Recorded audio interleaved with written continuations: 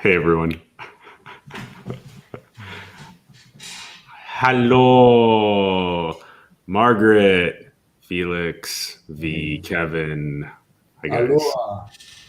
Aloha.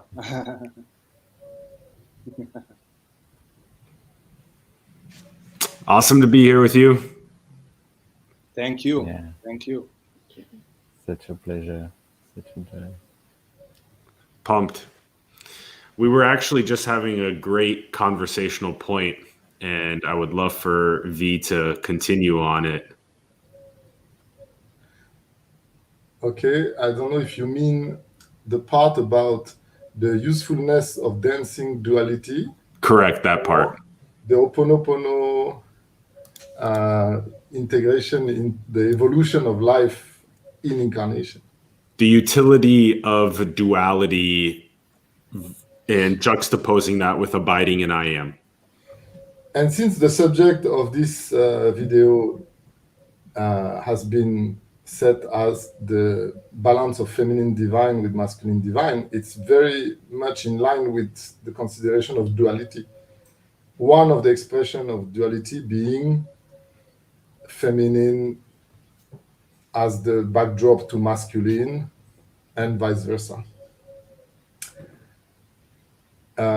And what I was sharing in the studio before we went live was the introspection I went through last night, trying to find an imbalance within my being in order to expose it and purify it. But the more I searched, every shadow of impurity I could imagine or start to believe I was finding was dissipating as I tried to formulate it. But I still managed to reach a foundational solidity, which even though it was not entirely I am, it still felt balanced as well. It still felt, in fact, imbalanced, but harmoniously imbalanced, like a dance. What is a dance? It's a person or persons falling. It's a constant imbalance captured by another imbalance, by another imbalance. This is what is a dance. Perfect balance is not a dance, it's immobility. A dance is imbalance, but it's harmonious imbalance. The only difference is whether you find beauty and joy and satisfaction and fulfillment and expression of your truth in that dance or not. And then it becomes a dance if it has that quality, or it is a falling or imbalance or stumbling if you don't find the harmony and the beauty and the coherence with your being in that dance. And it's difficult enough to dance on your own, but it's very enjoyable. It's amazing. I even find it more nourishing and more restful than silent meditation sometimes. And I have not given up on the hope of that same level of quality of harmony and beauty and intimacy in a dance with other reflections of the one infinite being. So this is where I landed last night, and where it ties in with today's subject is that the most beautiful multi-dancer dance I can imagine has to be the bipolar dance between one masculine divine interpretation and one feminine divine interpretation. But to be honest, in this incarnation, I have come very close to it. I have even experienced it on very short instances. And I have not given up on experiencing it more fully. And I'm not interested in giving it up before I have exhausted the the the, the, the delving and the basking into that energy and vibration for a little bit, at least to my satisfaction. That's what I would contribute. Thank you.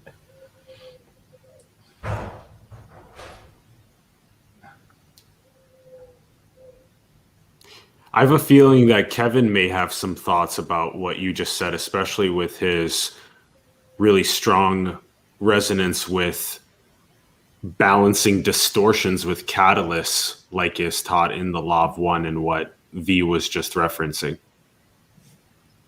Yeah, so what came through was something about the Law One and our creation is explained there. So at first there is infinity, and this infinity then become aware of itself, and when it become aware of itself is intelligent infinity. And for a long time I tried to find the references of the universal masculine and the universal feminine in the Law One, but I didn't find anything like that because probably Ra and the channel Laura didn't use this term. But to me, it seems that the universal masculine and the universal feminine is actually the intelligent infinity. And this union creates all creation. Their relationship is the reason of why we are here. And so I agree with the dance that can happen with other reflections, and the dance of duality is a dance that can be allowed with no distortion when we rest more and more into the space, it seems.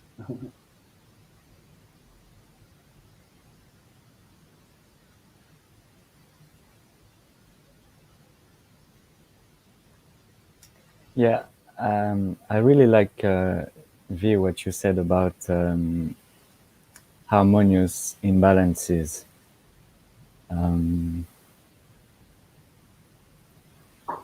Because it seems to me that it's a core part of the process of expansion to realize or to discover that some imbalance that was perceived on some level, at some point we can gain a broader point of view where this imbalance is actually included in a greater harmony.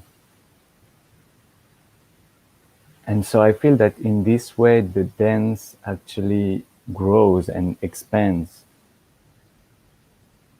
It's not like a static dance between two dancers. It's like the movement of the dancer grows and encompasses more and more of the totality.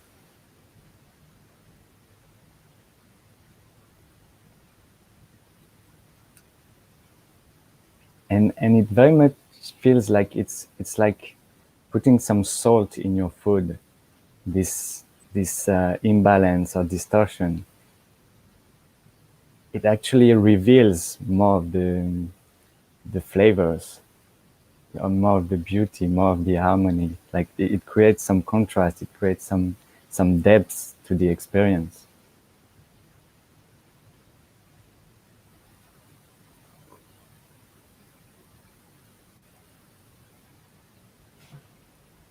Margaret, do you have thoughts on this?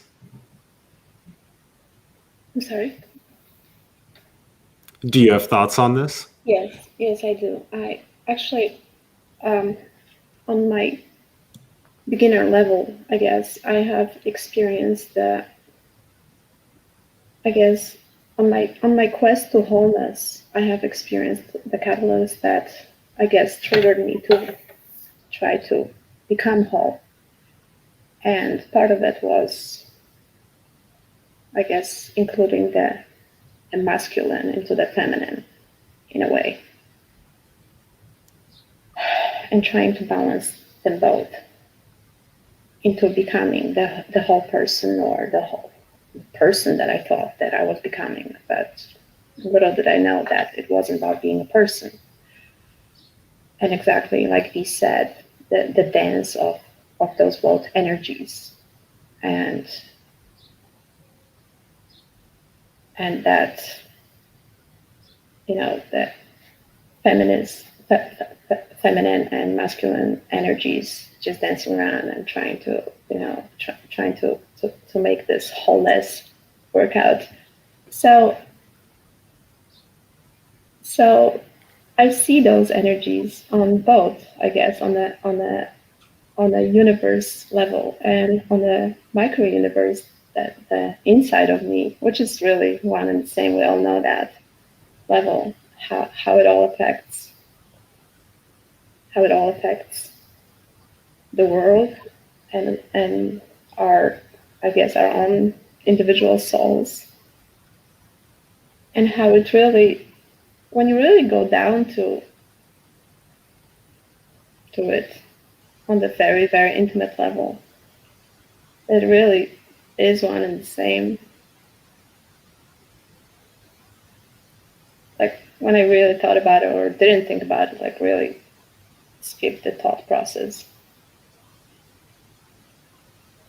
I didn't see the difference between them. It really is one, but you kind of have to go through the process. It's like the signposts to get to that point eventually. I don't know if you follow my train of thought. It's really still 3 a.m. where I am, but It's not a train of thoughts, it's your observation. it's not the thought. There's no thought in it. It's just There isn't. It's describing what you see. There's a minimum level of thought necessary for language, and that's it. If you are going to talk about it at all, then yes, it will have to involve a little bit of thinking to put it into language.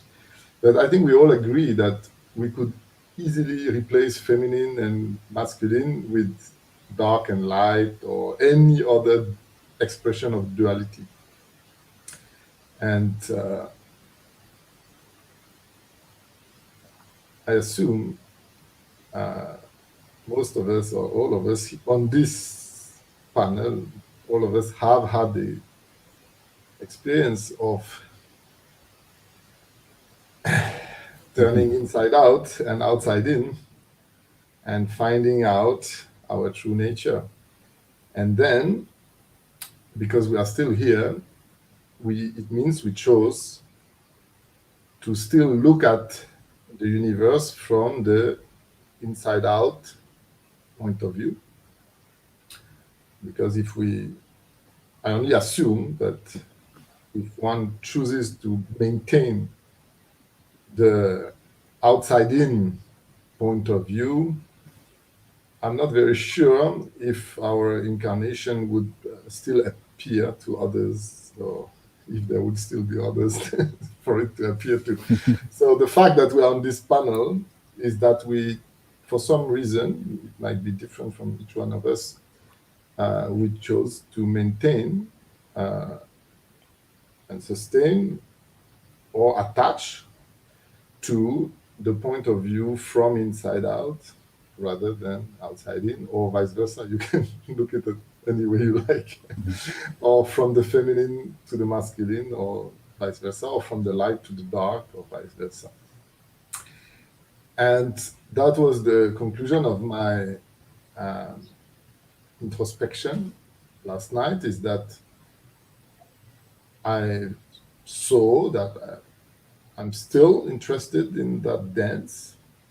I want to refine it, perfect it, and mesmerize myself and the universe, which is myself.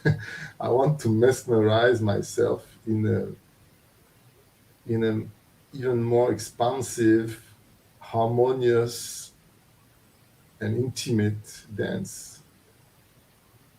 And one of the ways I like to visualize the movements before I do them, when I dance, or when I dance live, or when I dance on music,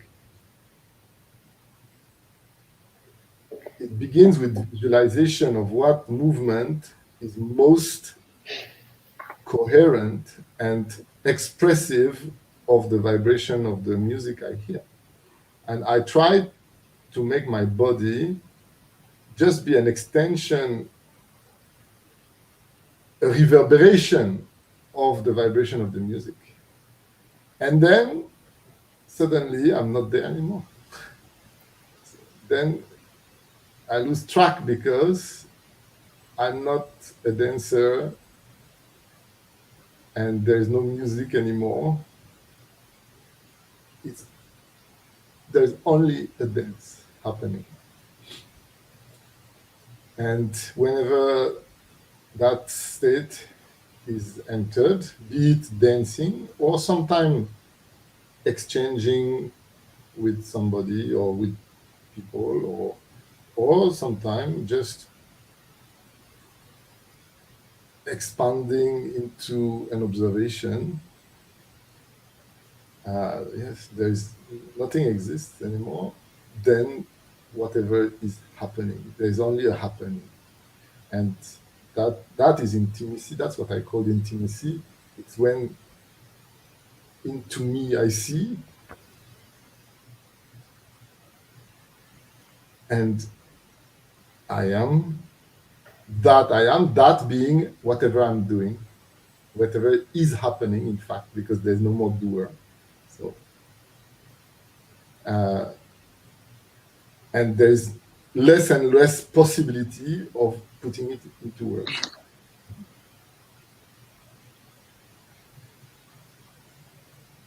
By the way, there might be a copyright on this "into me I see" for intimacy, because this is something that was picked by Vincent in a movie called with Mike Myers called The Guru or something like that.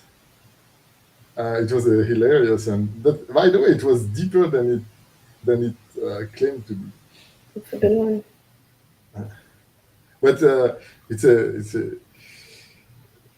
it's incredible how when you are not there anymore, life happens, and you suddenly discover the true hidden.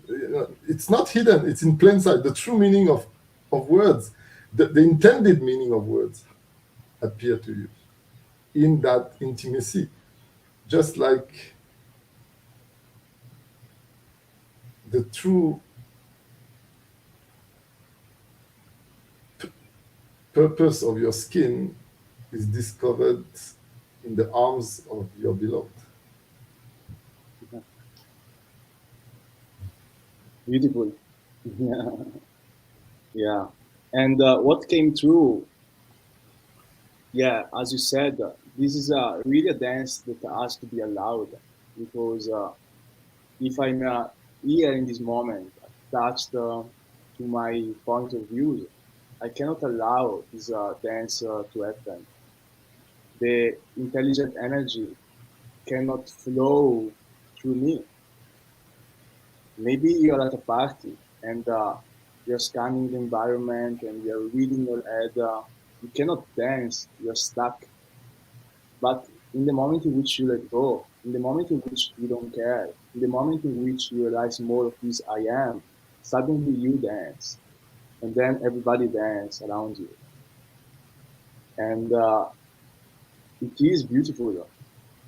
It is beautiful. And so in a in Tai Chi Chuan, when you play with the partner, you do the tree show. Then, yeah, exactly. That's a good example of when somebody is really into that vibe, then with time is gonna influence all the environment, because it's gonna give permission to all the people to unfreeze and to just be.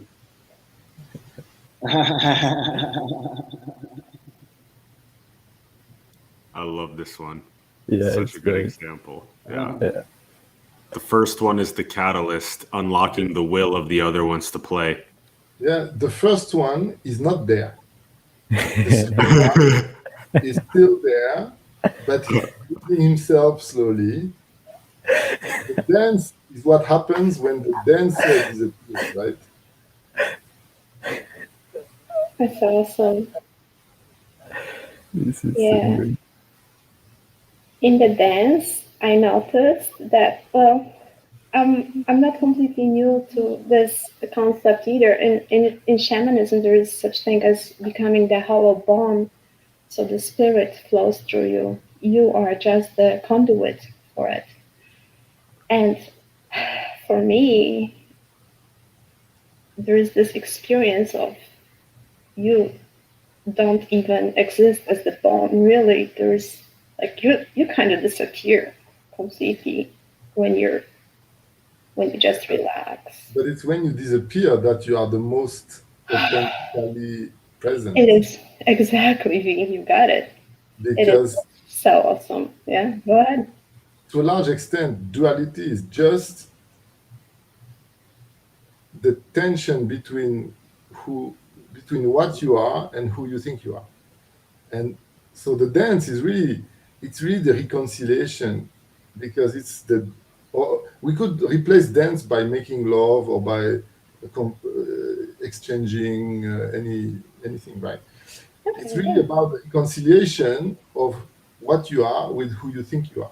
And when you allow those two to make love, to get in union, you are finally whole. You are finally whole as you were always, but without this withholding of that belief of not being of being separate. And you know, even in the Christian Bible, Jesus was asking people to enter into the nuptial chamber, nuptial chamber. And he mentioned to his disciples when they were criticizing whether Mary Magdalene should be part of the group or not. And he said, don't worry, I will make her male so that she can enter the kingdom. Like, and of course, in the culture of the time, or at least it was not reported, I doubt he didn't say also the reverse, that as a male, you have to make yourself female to enter the kingdom. And as a female, you have to make yourself male. But he's not talking about bisexuality here. He's just talking of those two fundamental principles of masculinity, femininity, dark and light, Mhm. who you are and who you think you are, all of that, allowing it to accept each other and to merge and be in union and in unity, and finally be one self. Beautiful. And then when you are nobody, when you're really disappearing, when your edges between you and everything else dissolve, everything else dissolves. It's just like magic. Then everything else is you, and then everybody else is you. But And it's still then, available, right? It's still huh? available. It's still, Yeah, you see it's it. not, You see but it's it. still reachable by just a little bit of focus. But Yeah. anytime you defocus, you are all that is. Anytime you focus, you can choose any piece you want to separate. And then you can zoom out or defocus and be all. Zoom in, be V. Zoom in more, be Vincent. Zoom in even more and be lost in anger or in greed or in joy or in whatever narrow expression of the narrowest identity that you want. And you relax and you are again all that is. And you focus or Right. contract and you are again Kevin or Malgo or Felix or Alan, Yeah. and you relax a bit, you are now at Las, or whatever name you choose for a slightly higher being, and then you relax again and you are another. You can give yourself another name as a wider consciousness, and you relax even more, and you are, as far as you can tell, all that is. But in, more and more in my experience, I feel that even our most extreme enlightenment experience or awakening experience or satori is still, it still has a circumference, it still has a certain radius of limitation of consciousness. So I don't think there is ever going to be an end to our capacity to be more of all that is and all that is not, and whatever we can't even conceive of, and. Yeah, that's, yeah. There is still room. There is still room for Rumi. Yeah, I noticed that. Like every time I think, oh, this can't possibly get any better, and then the next day, whoa, something new, right? Then the next day, another mountain to climb. It's really awesome. Yeah, I And feel this is a great gift of the creation of limitation. It's that it allows for infinite expansion. Yes. And we So in this, co-created. I'm sorry. Go ahead. yeah, so in this way, it finds also this complementary aspect of the other dancer. So from the limited perspective, you find the infinite, and vice versa. The infinite then also includes the finite.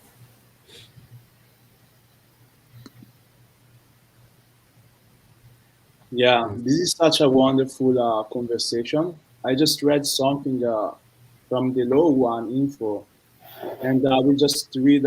Yeah, so the part that touched me was the mind, body, spirit in its eternal dance of the present, may be seen in totality. This just brought the realization that actually everything is dancing right now. All of this vibration from which light is made of, it's dancing right now at a certain frequency. And that the more we raise our frequency, the more we dive deep into the oneness that we all are, the more this whole reality dance on a faster rate, on a faster rate, on a faster rate, emitting more of a beautiful sound, of a beautiful song. So the dance is happening spontaneously and the song along with it. Yeah. the truth is, the music is still a mystery to me. But the understanding of the dance of the universe is very, it's very concrete. Very, it's my experience. It is. I discovered it a few years ago.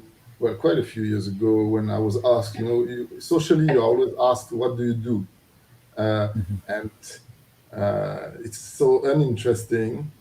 Uh, but the person asking me the question that day came from a place of honesty and authenticity. So I wanted to give him a honest and true answer, even though I found it a boring question in nature.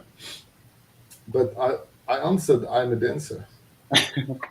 And uh, it was the more honest and true answer I felt I could give, even though I know what he was expecting is I'm an engineer, or I'm an entrepreneur, or I'm an investor, or I am in energy, or whatever. And the guy actually, because he saw also that I was being honest, he actually thought that I may be a retired dancer that got a bit overweight or something like that. He assumed.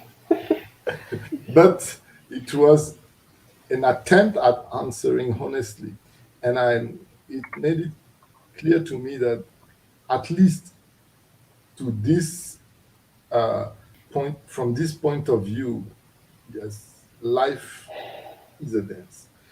And when I dive into that and I try to understand, okay, then I can totally understand that I am the dancer, I am the dance, I am the scenery, I am everything, the choreographer, the spectator, the scene, the dancer. The only thing I'm not sure is if I am the music. And so I think in that analogy, which is just an analogy anyway, but I think it's deep. And for some reason, I can very easily see that I am all of the components of the dance, but I am not the music. The music is still coming from an even more mysterious place than all that is. It's the vibration that creates the sound, you know. So Yeah, it's, but your something has to frequency. vibrate. Wow. In space, there is no music. Really? In vacuum, there is no music. The only, well, you can create it, by the way, but for most of human beings, the experience of sound is through the vibration of air that reverberates in your eardrums, and you have some hair and eardrums that translate that into an intelligible vibration. However, you don't need to go through air. You can go through any other matter.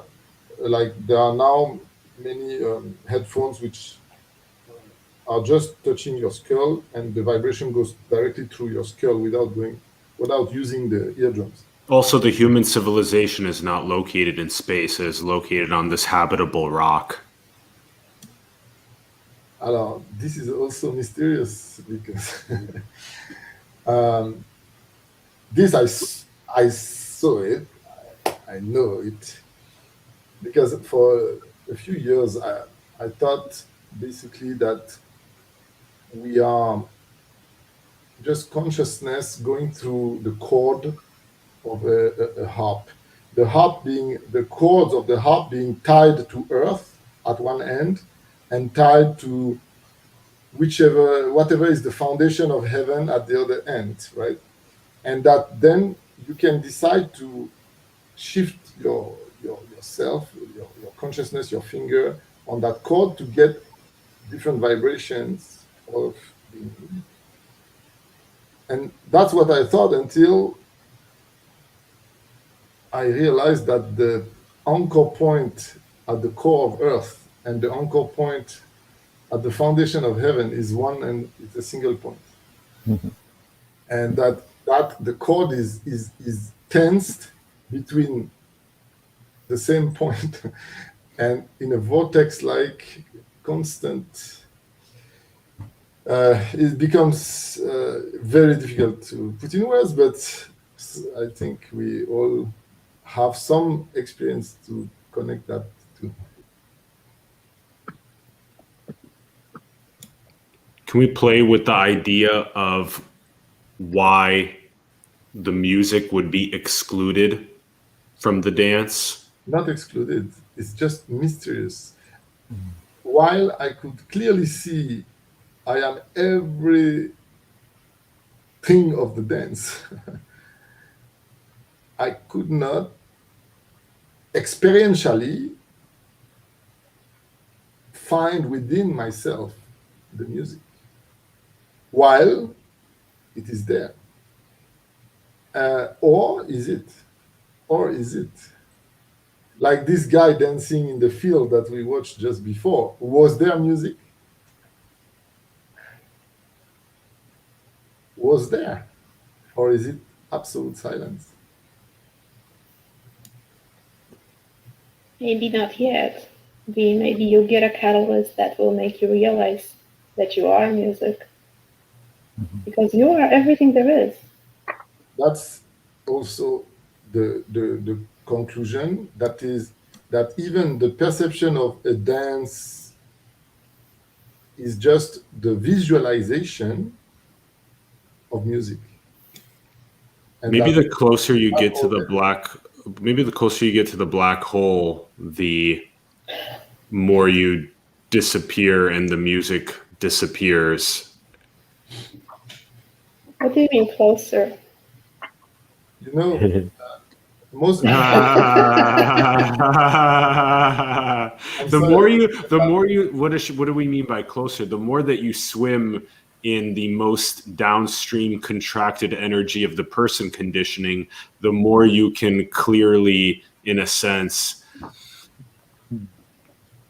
see the massive slaps in the face of catalysts that come as sledgehammer swings. And the more that you just abide in the very source of infinite possibility that gives rise to all phenomena, the more it's just complete silence.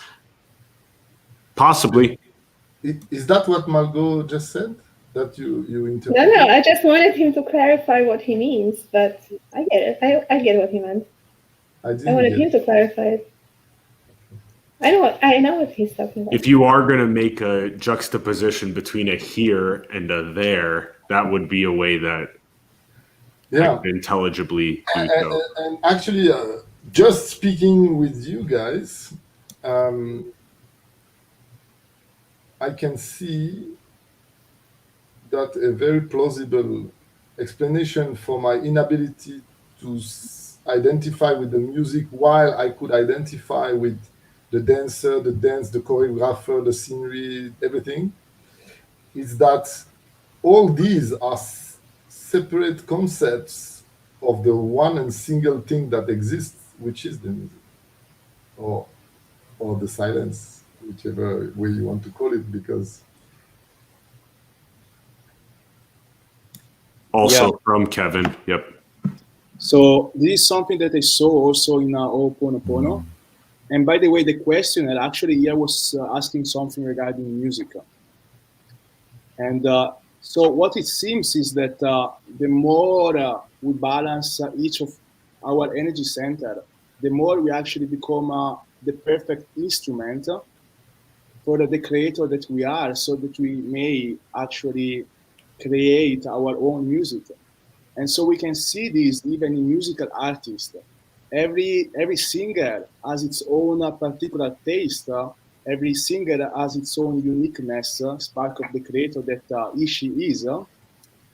So the more that the singer is in tune, the more that the music that will come through will come from an inspired place that will be able to touch a lot of people.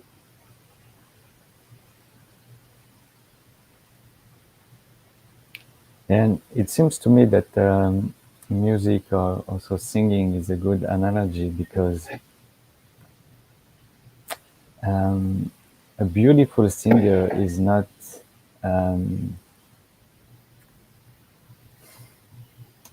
doesn't make like a pure sound, like maybe you could generate on a computer, that you could say like this is really a pure sound, like a pure like just the most precise oscillation. C minor. Yeah. So in a singer or in a beautiful instrument also, you have many different vibrations that go together, and when it's beautiful, there is this harmony that ties all this frequency together. And there is a very strong taste. A C minor from a violin or from a trumpet or from any other instrument is extremely different from each other, even though technically it's supposed to be the same frequency. But we can taste the difference, we can smell the difference, we can feel it, we can resonate differently with the same frequency depending on which instrument sends it. And this is really the most attractive and beautiful experience in life, is to taste that. But it's also what is a little bit indigestible sometimes when we put too much salt in our dish, and sometimes we even put MSG. So, you know, it's funny because that also reminded me of what you said, Felix, about the salt. It reminded me of one other citation from Jesus in the Christian Bible, that he refers to those to his disciples, and so those who do the union with the Father in the nuptial chamber, so within themselves. He refers to them as the salt of the earth. And he warns that you have to keep your saltiness, so your taste, because what, and he's even mentioned, what is salt without saltiness? It's just dust to be trampled on. So your unity is truth. That is the taste. That is your taste, is your unique taste of the same vibration of truth. So, and that's what we can exchange. It's probably the only thing we can exchange. It's our imbalance, our harmonious imbalances, and we can all work like a chorus, you know, like a group of people singing together. If they are inexperienced, it will be a bit dissonant.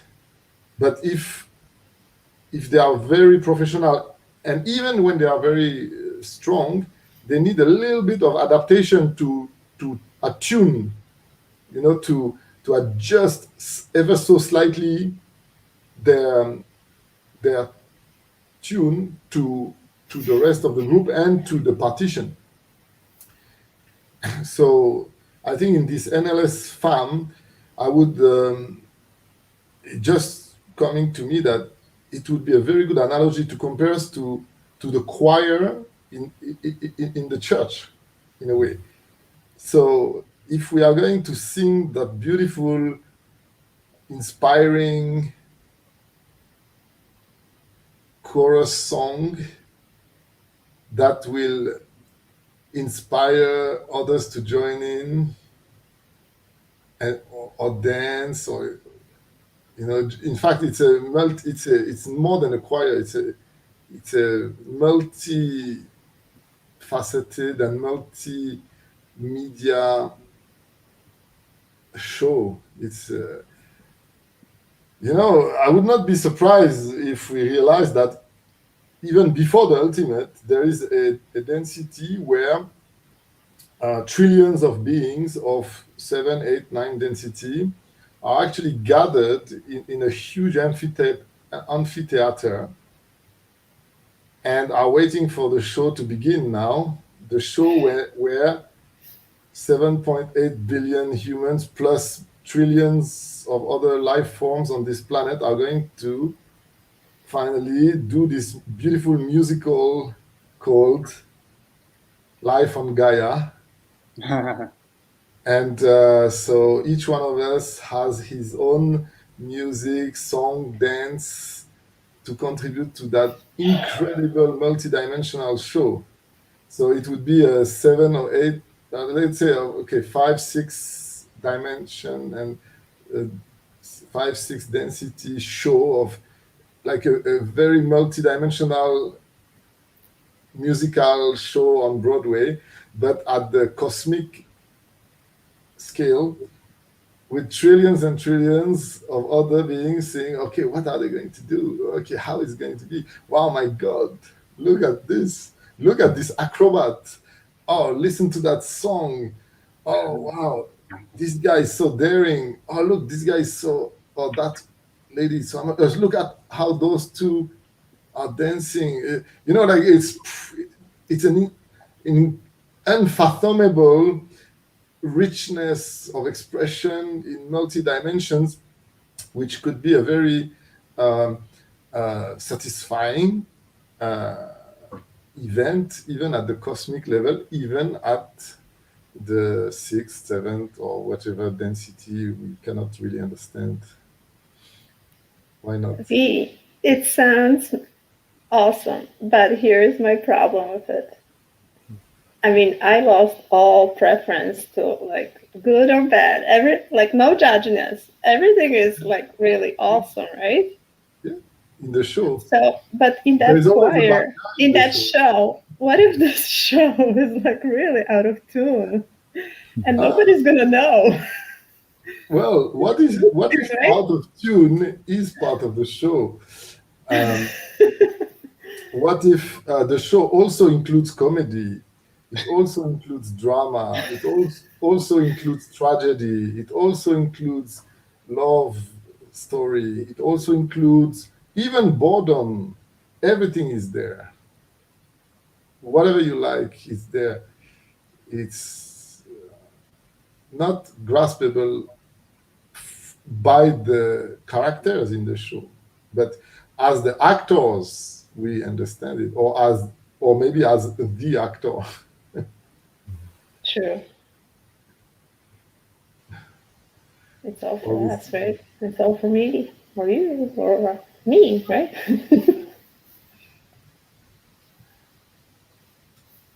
To draw attention to the no disharmony. Cool. Awesome, right? There is no disharmony. Yeah, and it's funny the fact that this is Ra saying from sixth density there is no disharmony, but for many of us in third density it seems that there is a disharmony, and because in this density for us it's relevant to have experience of the disharmony and to have experience of this particular song that is generated in each moment from our collective agreements. But we can start to experience more freedom as we realize that actually this harmony is just a point of view. So it seems that this show is just a bunch of point of views dancing, and there are so many point of views. So you can sit, you can relax, and you can watch the show from the sixth density, from our highest self experience, from this I am state, where all point of views are more and more one. So there is less and less of an attachment. There may be a preference in this density. Of course, we're going to have and this is just a word, but we're gonna have a taste for something. Yeah, I would prefer to have a better, nice experience than a bad experience. But even if I'm gonna have experience of a bad experience, I'm gonna feel a little bit bad, but then I can realize, okay, there is no disharmony. All is fine, all is well. Yeah, And from that, also the environment can shift. it's like a Chinese shadow show, you know? Huh? Ruff, ruff, ruff. Oh no, don't bite me, don't bite me. I also love that picture that was shared, I think it was by Ulam, of that child having his head crushed by the boot of an adult. Yeah.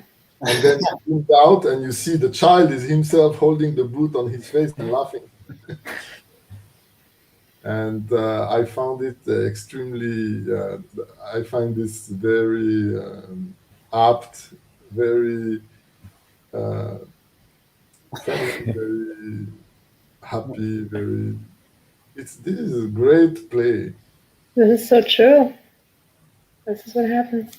Actually, this is probably one of the most strong memetic representations of simplified spirituality. And the more that we boil down spirituality into memes like this, the faster we can catalyze awakening in the third density. This is a core component of what we can focus on and accelerate the awakening this way, because this type of stuff is highly adored by the Matrix. Yes. Yeah. Especially by the younger ones.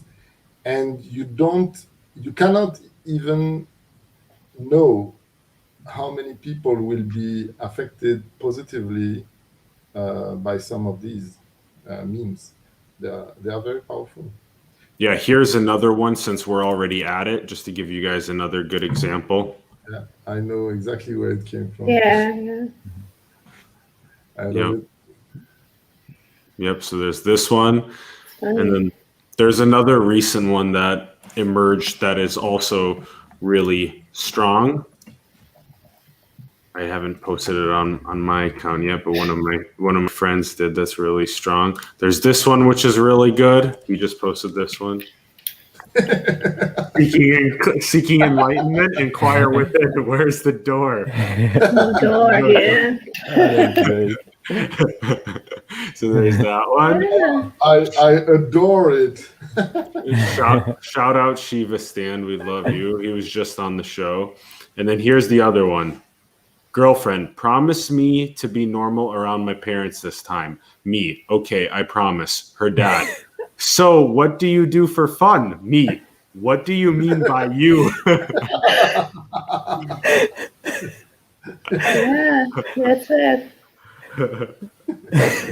That looks like Felix. That's You just really totally Felix. This is the Yeah. type of stuff that will awaken Civ. Yeah. So guys, let me tell you a little story about how I lost it first time. Your virginity. No, not that one.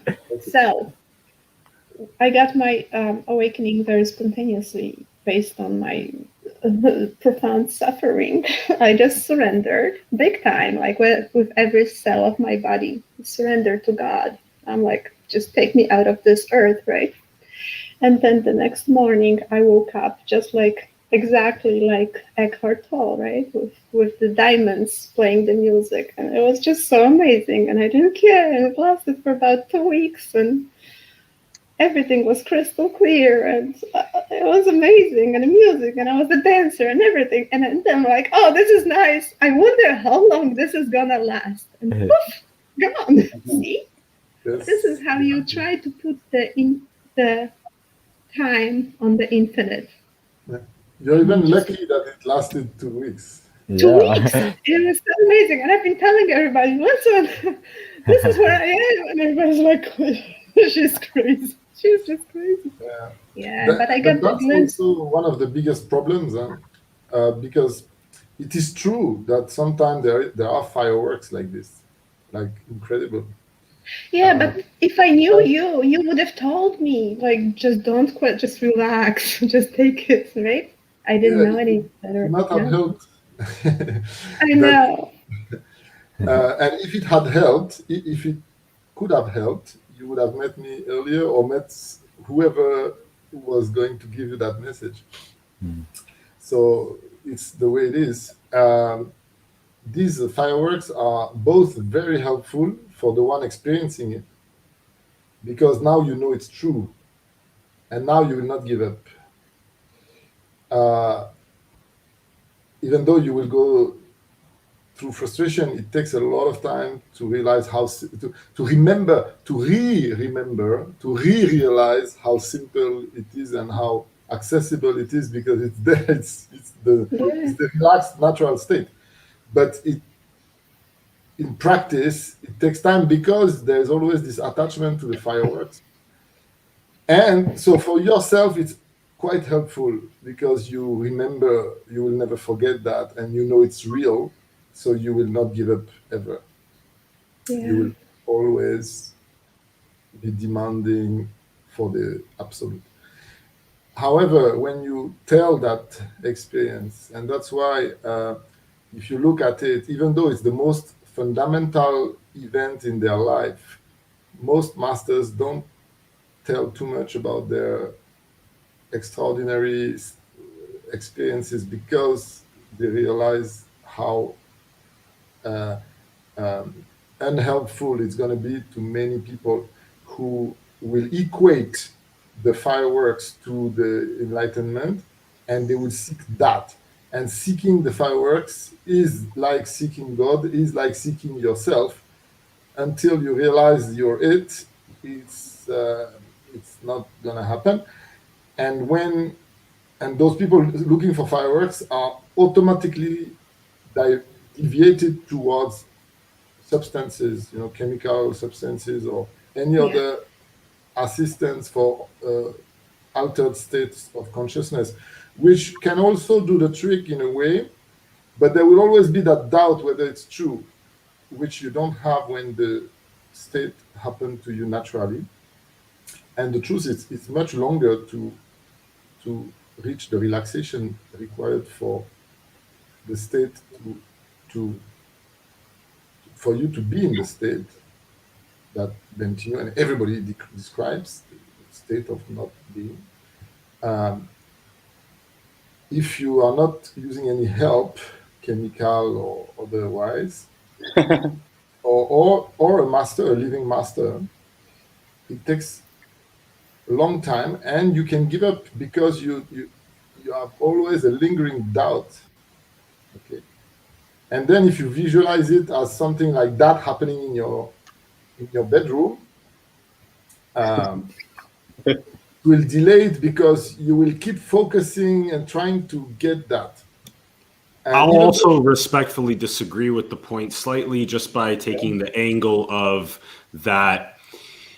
If one basically takes the understanding of their attention and they take their attention and then they put these fireworks on every single moment, every billionth of a second are fireworks just right here. And if they do that process and they sort of get used to every moment being just this eternal fireworking, they can sort of become more and more awakened to this being free, ineffable, absolute perfection. So there are different strategies to said process of tapping into the quote now already being free, ineffable perfection. And so this could be used as a strategy. No strategy can be used. Truth is a pathless land, yet there are also... The strategy is the obstacle. That's the whole difficulty of this exercise, is that strategy is a contraction already. It's when you give up. It's when you finally give up that you are ever going to find a strategy and a way to get there, that you can finally relax sufficiently. That's even the whole story of the Buddha, Gautam Buddha. It's when all his asceticism yield no result, and he was absolutely exhausted. That's when he gave up under the Bodhi tree, gave up totally his search, his life, everything. The relaxation was total, and it happens. Same thing with Osho, same thing with all of us. Anyone who ever had a Satori, it was not because it was not the success of his strategy. I don't believe that anyone achieved that with a successful strategy. However, I could be wrong because I don't know everybody. Yet many of those great masters talk about the preparatory periods of their practices that then yielded them the ability to have the insight, as is taught across the traditions, that through the process of concentration, you still the mind more and more, which then enables you to gain the insight into the perfection. Yes and no. Can I jump in? Sense, yes, please. Short, please, please forgive me. I love you. I forgive. Yes, partially in the sense that what is the meaning of giving up if you have not tried? So in that sense, yes, the usefulness of all the efforts and strategies, they're only useful in the sense that you're not giving anything up if you have not truly tried.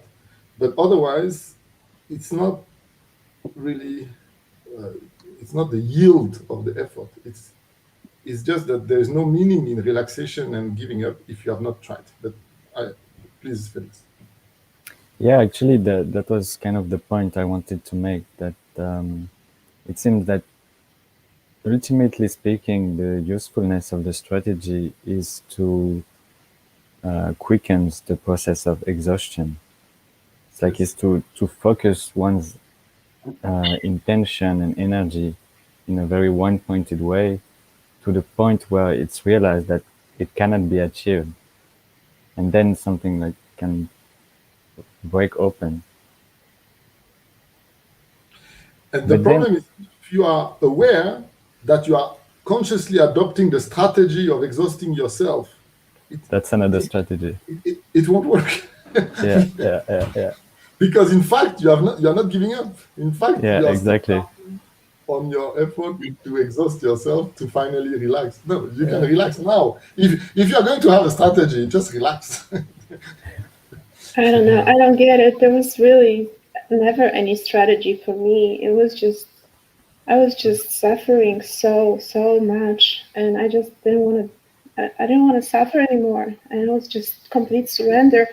And every time I was just going with it, and I really believe that my higher self just put me exactly through the suffering I needed to go through. That was the way for me. I believe that some people maybe get to enlightenment through the strategy and through their gurus, and that's beautiful. Good for them. And for me, it was that hard way. But You need to forget it's your strategy if you adopt that as a strategy. yeah. But it reminds me of one of the jokes that I found most funny a long time in my childhood and in my youth, which is objectively not funny at all. But I always laughed out loud whenever I heard some British people expressing their frustration of some bad quality music or boring situation or a painful situation, and they would say, I give up, take me to the back and shoot me. You know, like the Yes. military militia would do of a stubborn opponent. They would take him to the back of the building and shoot him, and then you are the one asking, please take me to the back and shoot me. My ears are bleeding of hearing this horrible music or this suffering. And to a certain extent, when I was hearing you telling your story, I felt that's what you asked the universe, please take me to the back and shoot me. I did. Now I'm laughing at myself. I'm like, that's self-created. And What the I'm heck? so happy. It is the first time in my life Yeah. that I laughed to this joke, and I'm not the only one laughing. That's it. That was it. Exactly. But you know, when you're in it, it is just so real. It is, and you can't get out because you're in the middle of it, and you're created this hell for yourself, and you're just such a victim. You guys know. You've been probably in it, or maybe not. Maybe I was wrong. If you want to experience paradise, you're obliged to invent hell as well. Because that's the only way you will experience paradise. It's in contrast to hell. Because reality, there's no hell or paradise. It's just that's what it is, and Yep. it's beautiful, and it's whatever you want. That's also something I always liked, is people telling their lovers, "I'll be whatever you want." It doesn't make me laugh. It makes me. I think this is a beautiful expression of love, even though most people who say that don't mean it, and most people who mean it should not say it, because the other facet of themselves may not be as mature as them. But, we come back to the feminine and masculine now. Yeah. Yes. So regarding the masculine and the feminine, and regarding this dialogue, what came through, and maybe it's not really relevant for everybody, but for me was kind of nice to explore, even in the way in which we go through self-realization. There is that quote unquote penetration, and that desire to go through, and that there is that expansion, there is that surrender, and that seems to be a dance, also a taste in which we go through the realization of the true nature that is beyond the penetration, that is beyond the surrendering, that just is a source realization. And it's a nice dynamic that can take place. And even that the dynamic can be seen as an expression of source in each moment.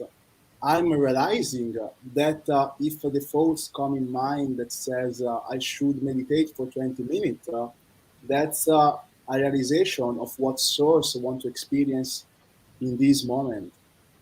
And if the realization that comes in this moment is I should go and learn a particular method, strategy, technique, is there because it's relevant for that character, and even that thought is realized because that is what source want to experience in that moment. And as we progress, as we trust that that is the source from which everything is coming from, what comes true is that it just source wanting to experience things.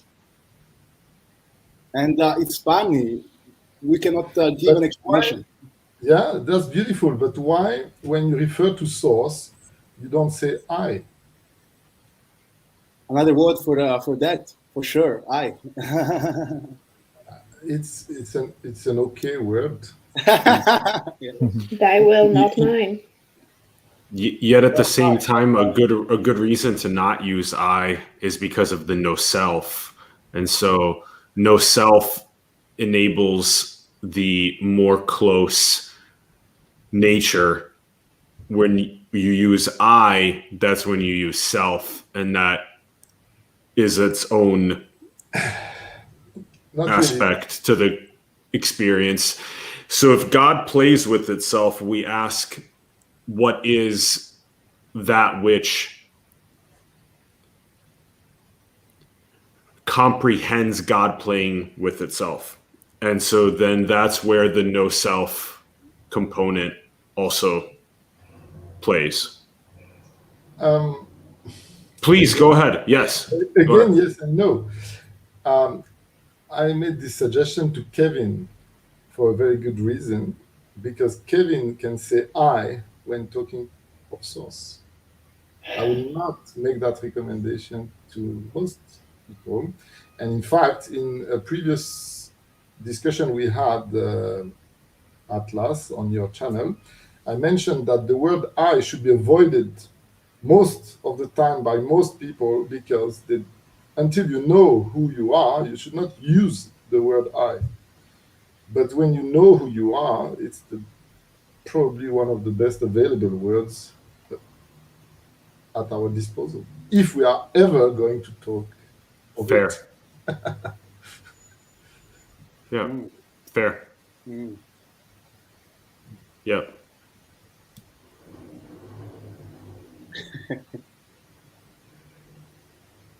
So I will take the opportunity for the viewers who feel that they have really got a true understanding of their true nature.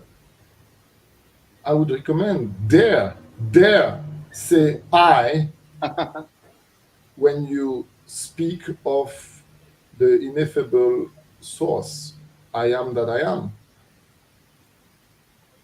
But for those listening who have not come to a full understanding of who they are, who have not had yet the exhaustion, the absolute surrender, take me to the back and shoot me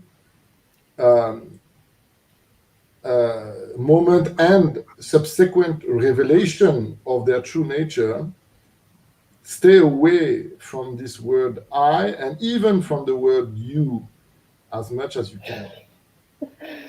So what do they use? What do we use, I guess? Shut the fuck up. You don't know who you are, shut the fuck up. Or speak until you are exhausted, everybody around you, their ears are bleeding, and they ask, "Take me to the back and shoot me." But Thank you. so at least you can enlighten others by exhausting them. But Thank you. I get it.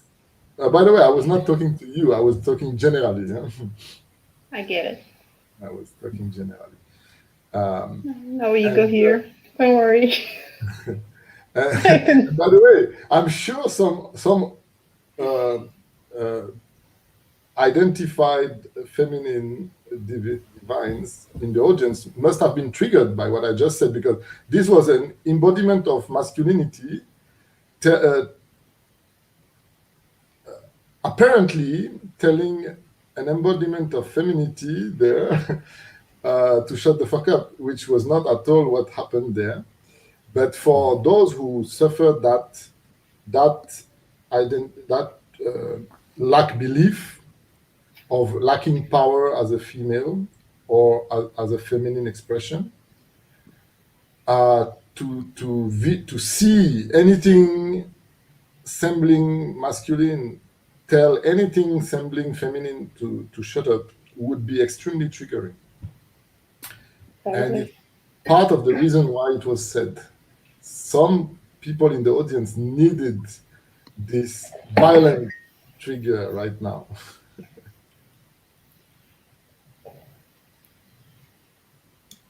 There's an audience question we can explore. Oh, yeah, great. All right, cool. So Laurel is wondering if anyone on the panel has had breakthrough experiences with 5-MeO DMT. Wow, that's precise. And speculate on the S. And speculate on the similarities with meditation. Yanas. Thanks. Yanas or Nanas? Okay. Yeah, like Yana yoga. Okay. Maybe I can share something. Yeah. Okay. Yeah, that's how I would spell it. Yan is the path of self-realization. Yes, the masterless path, right? Okay, go ahead, Felix. Yeah, so I had a few experiences with 5-MeO DMT. Which is a very potent substance and should be approached with care and yeah, just not a recommendation or an endorsement, but can be an interesting experience.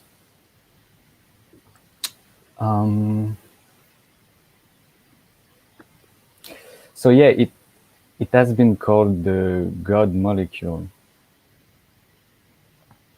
and it seems to me that it might be the molecule that carries the closest vibration to that of God, at least that is available, at least that I know of. And actually, very recently, I had a deep meditative experience where I felt like very much being in the same, very same space that this molecule carries. And how it happened to me was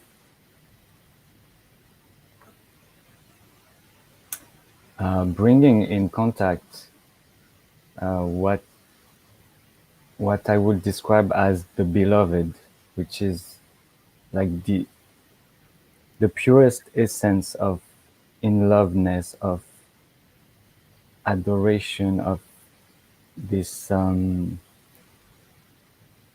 this very white, potent nectar of love that feels so intimate and intense and like the essence of the heart.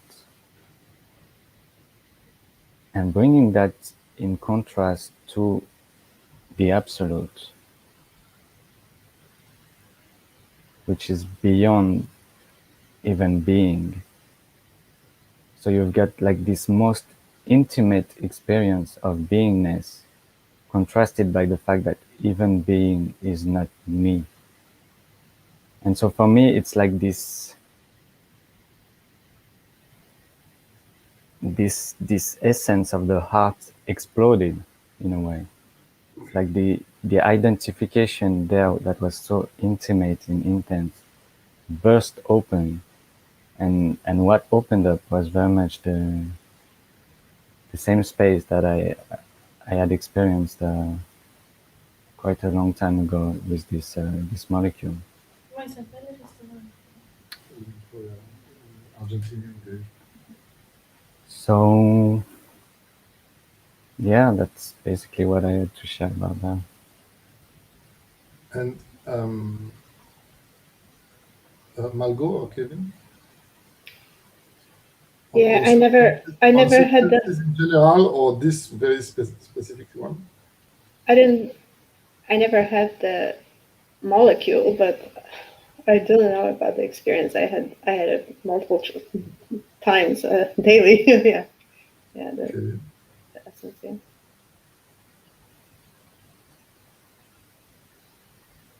Kev? I never tried. I'm scared actually of trying that. You know. Oh, okay, that's interesting. Then you should definitely try it. I'm not scared of that molecule, but I'm not interested, and I've not tried that one because what I understand is that DMT is produced by the body, so I don't feel the need to go buy it from an intermediary if I can get it directly. Not that I'm stingy, but I like to drink directly from the source whenever possible. I did try occasionally when I was younger a few substances. Some of them I found interesting, fun, helpful, and some uninteresting or unhelpful. But generally, I would say that to attain any state with external help, be it chemical or with the active guidance, it's great in the sense that it will enable you to have less doubt about the existence of these states. So that's the positive side of it. The negative side is you have always this temptation of taking the shortcut of reaching there as quick as possible with help, and you don't learn the knack of getting there by yourself anytime you want. So why create a dependency, a despondency, or a dependency on any dealer or any gatekeeper of to access something that you are? I think it's a great business model. I'll sell you a ticket to be yourself. I have unlimited supply. I can sell it to you at any price you want to pay. Go to my website, just pay and you get there. Be yourself. Be yourself with the help of only $9.99 right now. If you buy five, I sell the tickets to be yourself by bunch of 5. So you can be 5 times yourself for the price of 4.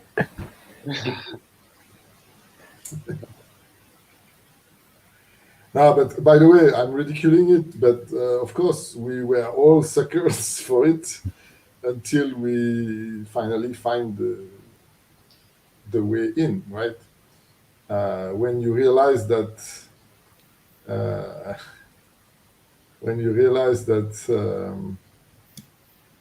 Kevin's beautiful smile. We are all pale in comparison, right?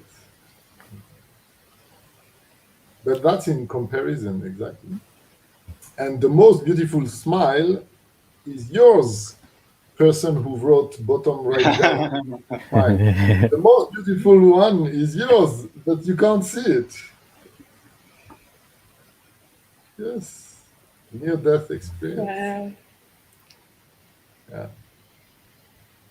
I read quite a few books about near-death experience, and they are very, very, very insightful, very interesting, and very consistent, by the way, from different editors, different authors, different languages, unrelated accounts of NDEs, and very consistent, right?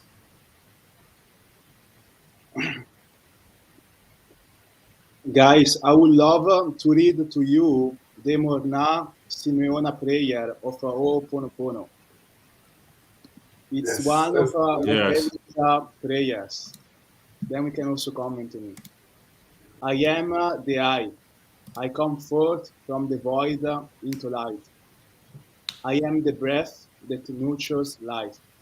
I am that emptiness, that hollowness beyond all consciousness.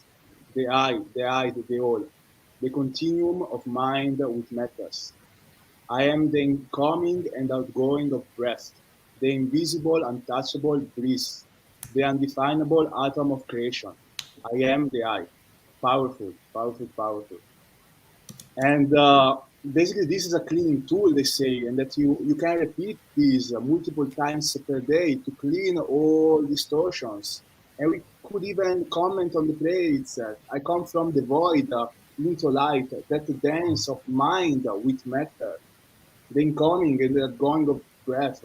Yeah, I am the I. It is I would beautiful. even recommend to the audience um, to pray in the shower, because water has a very, very strong catalytic and soothing power of absorbing any of your vibration, especially those which are not most in harmony with your own belief.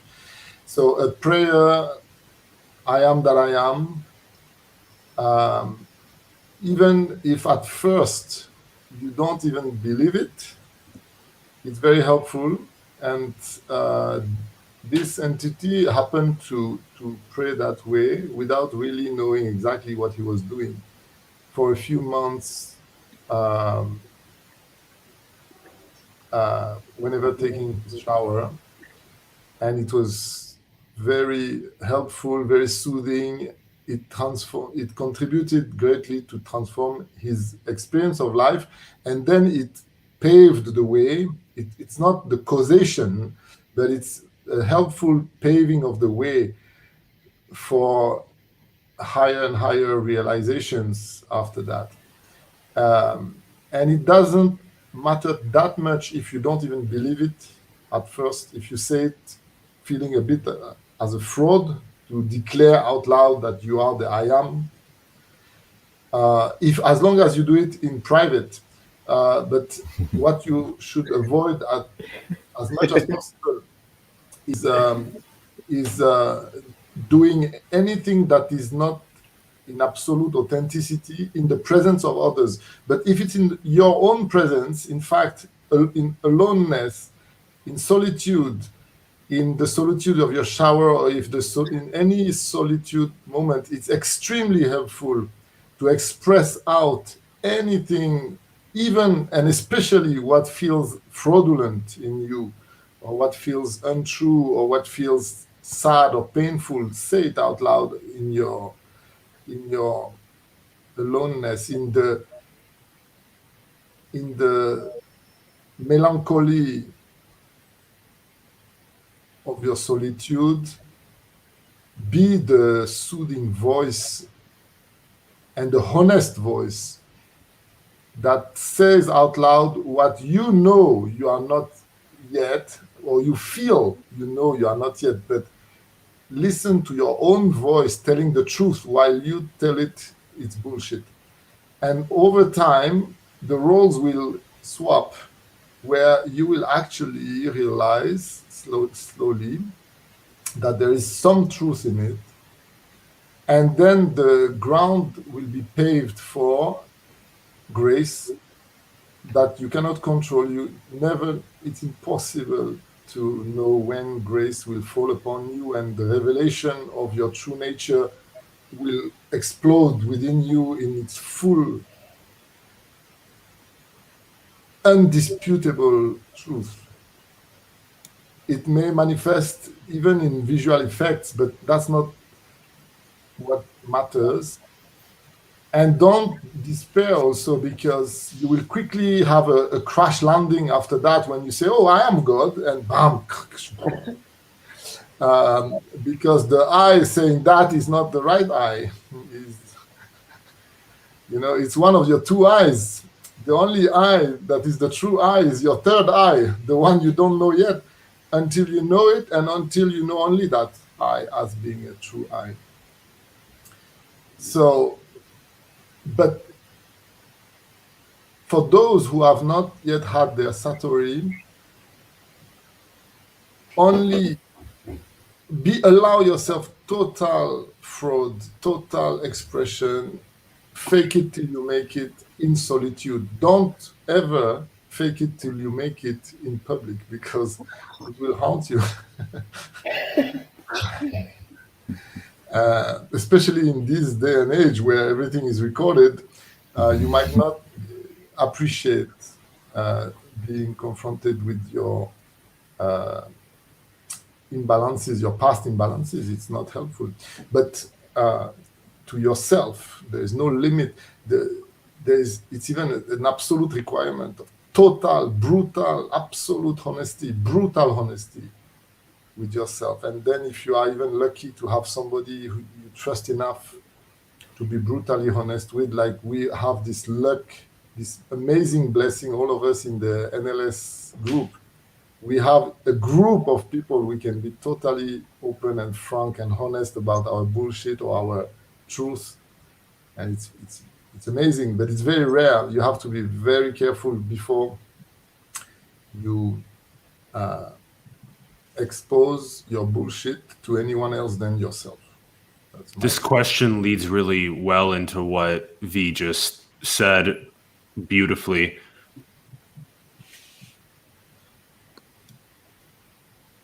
Okay, I only know the word autism. I can only guess the others. But okay, PTSD is familiar. So anyone has a personal experience with that? Just also in general, the question is trying to address how some of the neurobiological restrictions for spirituality, how people feel about that. Not proper emotion regulation. Yeah.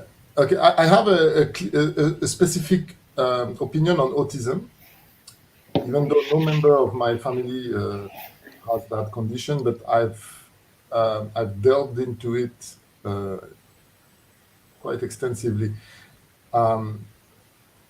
There are two elements to it. Number one, it's usually a gift by the entity incarnating into that condition for the acceleration of realization of the surrounding entities. It's also a gift for the person itself. Sometimes people who tend to over-rely on their own ability to provide for themselves, they would incarnate in an entity that needs assistance, where they cannot avoid it. But specifically for autism, there is an element of memory, which is very important. And as you know, ego is memory.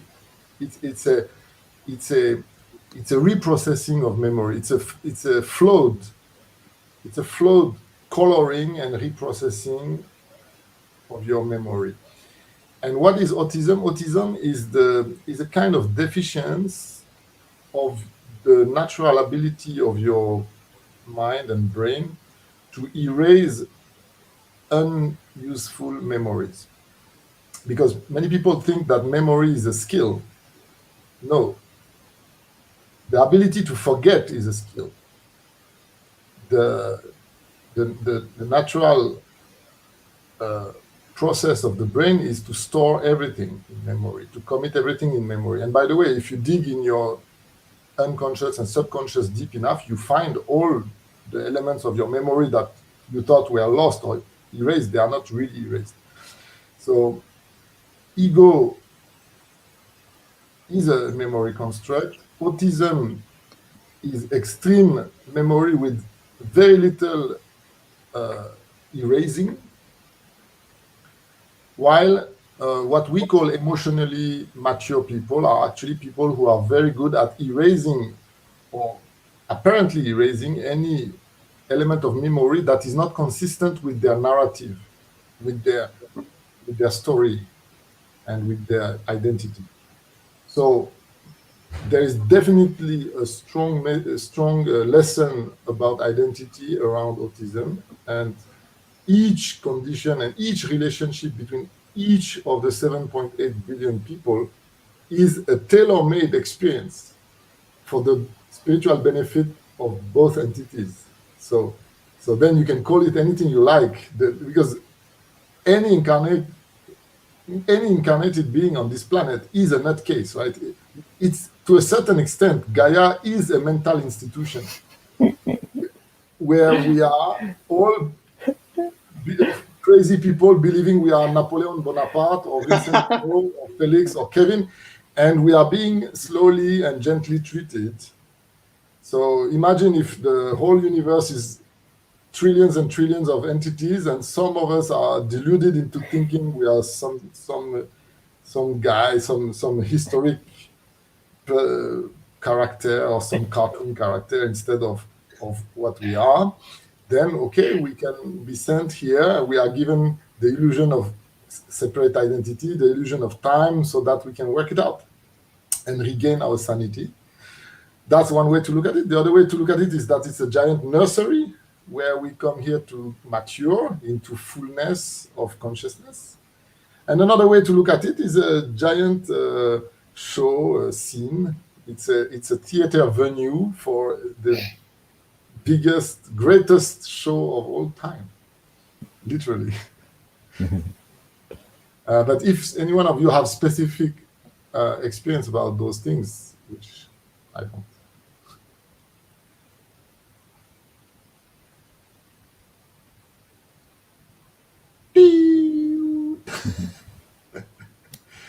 All right. So that might be something interesting to also consider, is the recognition, because this happens to me a lot too, is like, why not just stay in emptiness?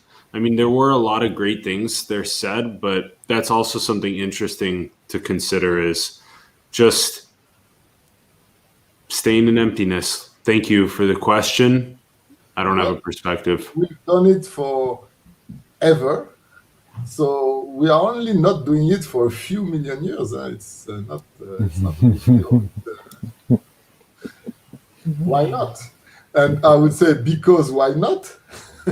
Why not incarnate? Why not experience time? Why not have fun? Or why not have misery, which is another misery being the preparation for fun, and fun being the preparation for misery.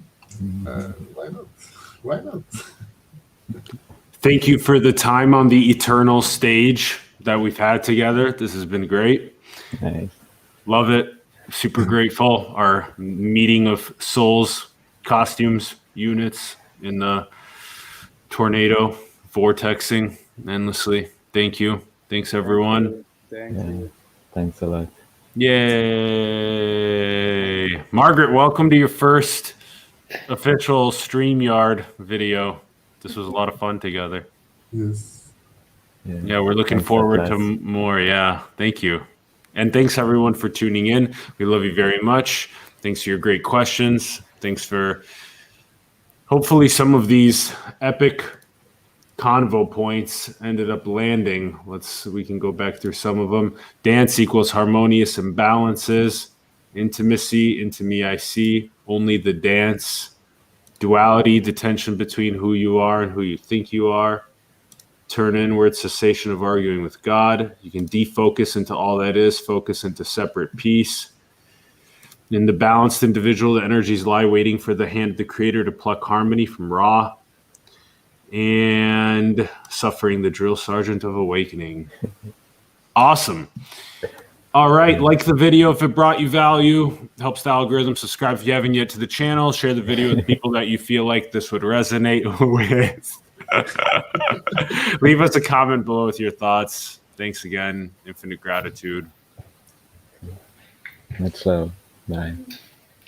Bye. All right, we'll stay in the studio and we'll wrap in 5, 4, 3,